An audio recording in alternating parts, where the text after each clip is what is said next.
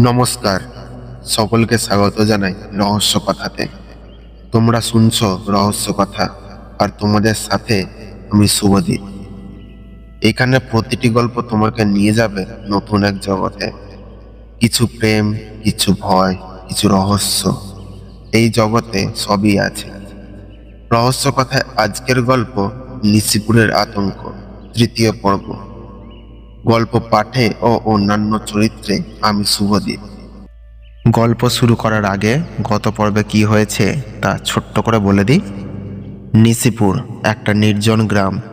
শহর ছেড়ে এখানে এসেছে সায়ন নিজের অস্থির মন থেকে পালাতে। কিন্তু প্রথম রাতেই সে বুঝে যায় এই গ্রামটা স্বাভাবিক নয়। বটগাছের নিচে পুরনো কুঁড়ে ঘর, রাতের অন্ধকারে জানালার পাশে এক ছায়া। কেউ কি ছিল নাকি ছিল না, সায়ন নিজেও নিশ্চিত না। সকালে অরুণ মামার কথা আরও ভাবায় তাকে। এই গ্রামে অন্ধকারে যা দেখা যায় সব কিছুর ব্যাখ্যা হয় না। প্রশ্ন একটাই, সায়ন কি সত্যিই কল্পনা করছে নাকি নিশিপুর নিজেই তাকে ডাকছে? জানতে হলে গল্পটা পুরোটা শুনতে হবে। চলো তাহলে বেশি দেরি না করে শুরু করা যাক আজকের রহস্য। যেইখানে শব্দ থেমে যায় সেইখানেই শুরু হয় রহস্য কথা।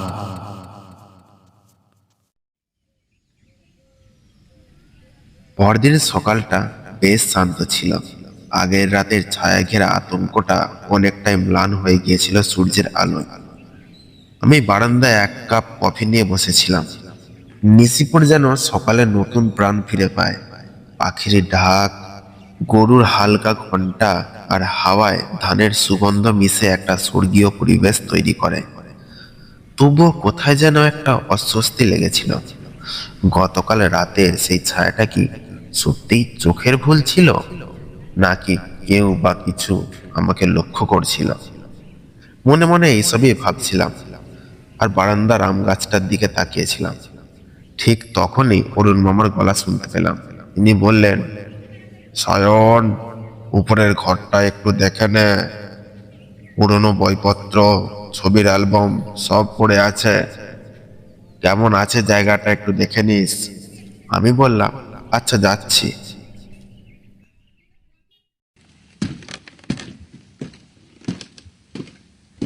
আমি দোতলায় উঠলাম। যে ঘরটার কথা বলছিলেন সেটা একবারে বাড়ির শেষ প্রান্তে। অন্ধকার, একঘেয়ে। জানালার পাল্লা ভাঙা, ধুলোয় মেঝে ভরে আছে।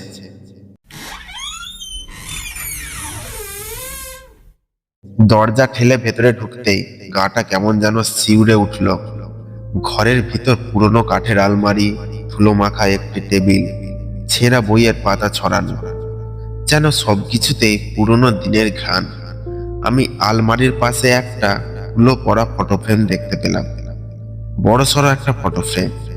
হাতে দিয়ে ধুলো মুছতেই ভেতরের ছবিটা ধীরে ধীরে স্পষ্ট হলো। ছবিটা ছিল এক পারিবারিক ছবি। দাদু, কিছু আত্মীয় স্বজন, আর একজন অচেনা লোক। কিন্তু সেই লোকটার চোখে এক অদ্ভুত দৃষ্টি, যেন ছবি থেকেও তাকিয়ে আছে আমার দিকে। চোখটা কেমন যেন জ্বলছিল, কেমন যেন একটা অস্বাভাবিকতা। আমি ছবিটা তুলি, আর তখনই তার পিছন থেকে একটা পুরনো খাম পড়ে যায়। খামের গায়ে লেখা দেবু। আমি অবাক হলাম। খাম খুলতেই একটা চিঠি বেরিয়ে এলো। কাগজটা পুরনো, হলদেটে, কালি অনেকটাই ঝাপসা হয়ে গেছে। চিঠির শুরুতেই লেখা, যদি তুই এটা পড়ছিস তবে বুঝে নিস আমি আর বেঁচে নেই। আমি থমকে গেলাম। শরীর ঠান্ডা হয়ে এলো। হাতে কাঁপুনি শুরু হলো। চিঠিতে আরো লেখা ছিল, ছায়াটা ফিরেছে, তার চোখে আগুন। নিশিপরের অতীত আবার জেগে উঠবে। ওকে থামাতে না পারলে সব শেষ, সব। আমি চেষ্টা করেছিলাম কিন্তু পারিনি। এবার তোর পালা। চিঠির লেখার ভঙ্গি ছিল আতঙ্কে পরিপূর্ণ। মনে হচ্ছিল লেখার সময় মানুষটার হাত কাঁপছিল। কিছু শব্দ অস্পষ্ট, কিন্তু বারবার ছায়া, অভিশাপ, আগুন, এইসব শব্দগুলো ফিরে আসছিল। আমি ফ্রেম আর চিঠি নিয়ে চলে এলাম। অরুণ মামা তখন উঠোনে বসেছিলেন। আমি বললাম, মামা, এই চিঠিটা কার? এই ছবির লোকটাই বা কে? অরুণ মামা কয়েক মুহূর্ত চুপ করে থেকে বললেন, ছবিটার লোক, ওর নাম ছিল মণি, তোর দাদুর ঘনিষ্ঠ বন্ধু। আর দেবু হলো দেবব্রত, আমার এক আত্মীয়। অনেক বছর আগে অদ্ভুতভাবে নিখোঁজ হয়ে যায়। এই চিঠি আমি কখনো দেখিনি। আমি জিজ্ঞাসা করলাম, কিন্তু মামা, ছায়া, আগুন, এইসব কি? এসব কি শুধুই গল্প, নাকি সত্যিই কিছু ঘটেছিল? অরুণ মামা গভীরভাবে আমার দিকে তাকিয়ে বললেন, সায়ন, নিশিপুরের মাটি শুধু ধান আর জল নিয়ে গড়ে ওঠেনি। এইখানে জমে আছে শতবর্ষের ইতিহাস, যন্ত্রণা আর কিছু না বলা সত্য। সবাই বলে চুপ থাকতে, কিন্তু তোকে হয়তো জানতেই হবে। আমি ধীরে ধীরে বুঝতে লাগলাম, আমি এখানে যা খুঁজতে এসেছি সেটা কেবল ঠাকুরদার স্মৃতি নয়। এখানে আছে এমন কিছু যা এখনো নিশিপুরের অন্ধকারে লুকিয়ে আছে, এক অদৃশ্য ছায়ার মতো।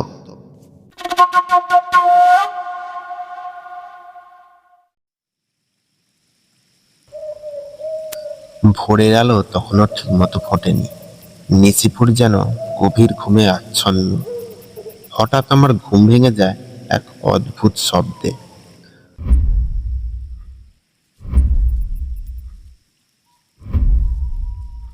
প্রথমে ভেবেছিলাম হয়তো কিছু একটা ছিঁড়ে পড়েছে উঠানে, কিন্তু সেই শব্দটা এসেছিল অদ্ভুত এক ছন্দে, যেন কারো ভারী পায়ের চলার আওয়াজ, এবং সেটা আবার থেমে থেমে এগোচ্ছে। আমি উঠে জানালার দিকে এগিয়ে গেলাম। বাইরে কুয়াশা জমেছে ঘনভাবে। আলো অন্ধকার মিলিয়ে কিছুই ঠিক বোঝা যাচ্ছিল না, কিন্তু হঠাৎ একটা ছায়া মূর্তি চোখে পড়ল।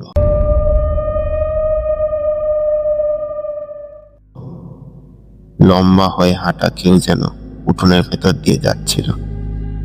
আমার বুক কেঁপে উঠল। সেই সময় আমার দরজায় ঢোকা পড়ল। আমি ভয় পেয়ে পিছনে সরে গেলাম। আমি চিৎকার করে ডাকলাম, কে কে ওখানে? কোনো উত্তর নেই। আমি ধীরে ধীরে দরজার দিকে এগিয়ে গেলাম। দরজা খুলে দেখি কিছুটা দূরে এক ছায়া মূর্তি দাঁড়িয়ে আছে। আমার কপালে বিন্দু বিন্দু ঘাম জমতে শুরু করলো। হাত পা হালকা কাঁপতে লাগলো। মনে হচ্ছিল আমি এক্ষুনি অজ্ঞান হয়ে যাব। ঠিক তখনই অরুণ মামার আওয়াজ পেলাম। কি হয়েছে রে সায়ন? ঘুম ভেঙে গেল নাকি?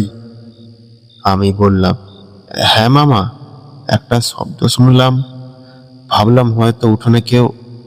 আমার কথা শেষ হলো না। অরুণ মামা আমার কাঁধে হাত রাখলেন। তিনি বললেন, এই গ্রামে মাঝে মাঝে এমন শোনা যায়, তবে ভয় পাস না, বাড়ির লোকেরা সবাই পাশেই আছে।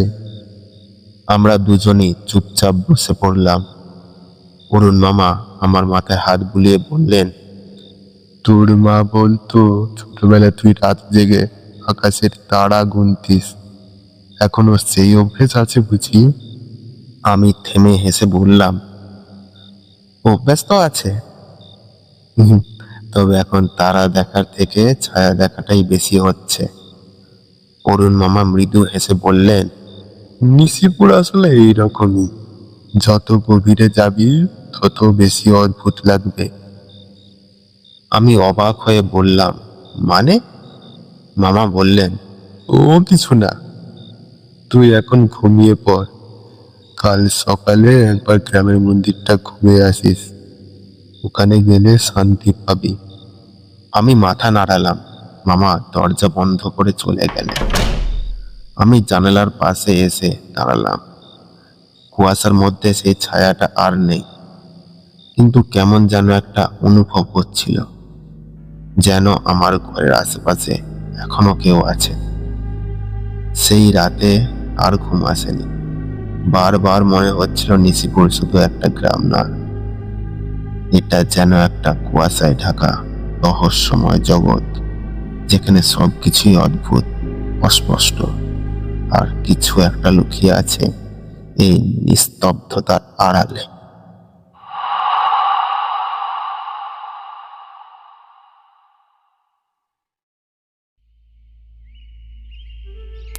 সকালটা ছিল শান্ত। কুয়াশা আস্তে আস্তে সরছিল নিশিপুরের উপর থেকে। সূর্যের আলো কোমল স্পর্শ ধীরে ধীরে জমাট বাঁধা অন্ধকার ভেদ করে যেন প্রাণ ফিরিয়ে আনছিল গোটা গ্রামটা। আমি ঘর থেকে বেরিয়ে এলাম। মাথার ওপর এখনো ঘোরাফেরা করছিল গত রাতের ছায়াটা, আর সেই শব্দটা। সবকিছুই অস্পষ্ট, কিন্তু কেমন যেন একটা টান অনুভব করছিলাম। অরুণ মামা জানিয়ে দিয়েছিলেন গ্রামের প্রাচীন মন্দিরটা ঘুরে যেতে।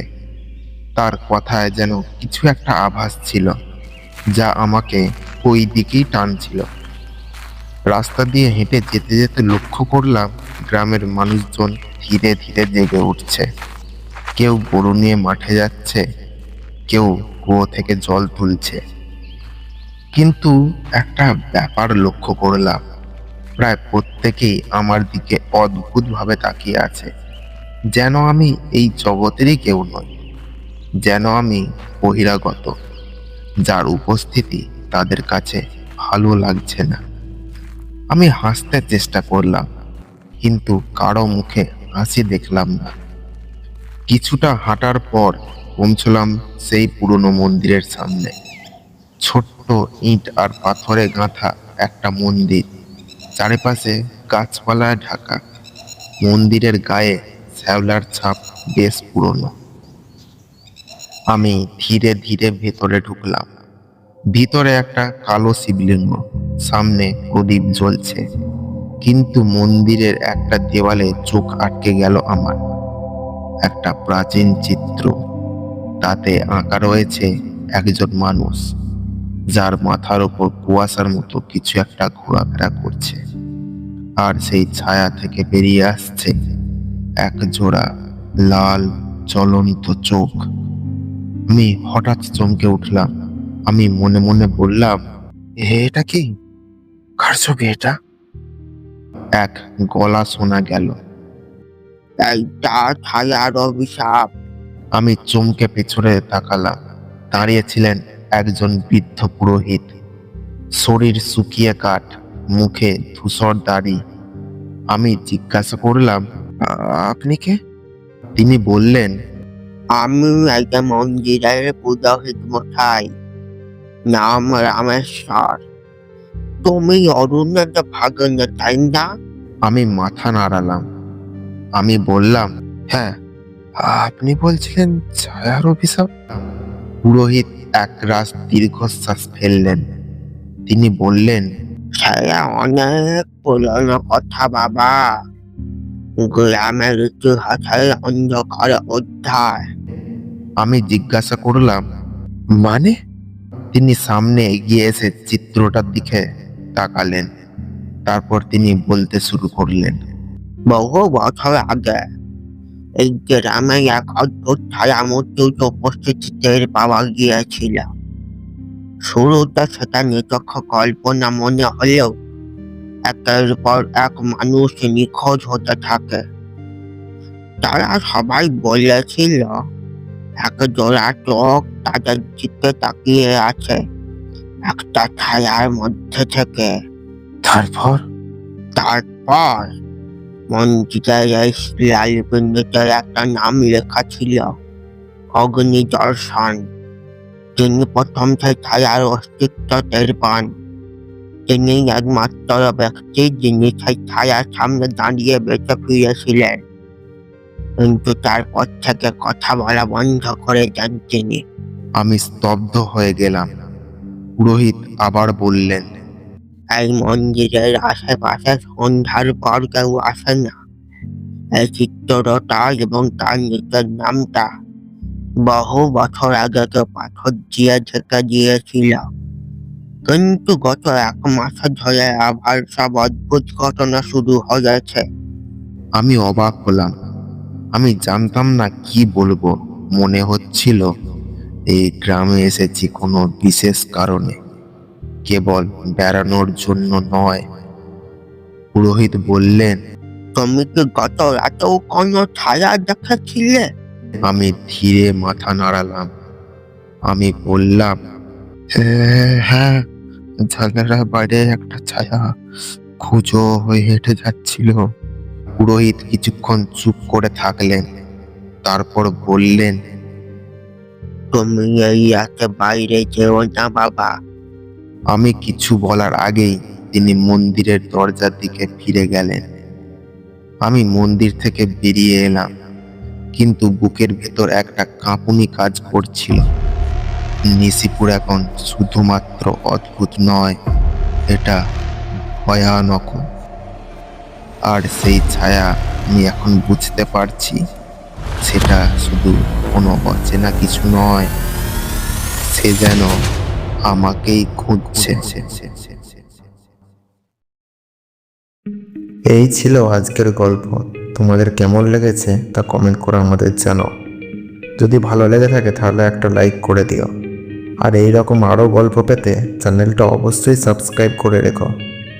দেখা হচ্ছে পরবর্তী পর্বে। ততক্ষণ সকলে ভালো থাকবে, সুস্থ থাকবে।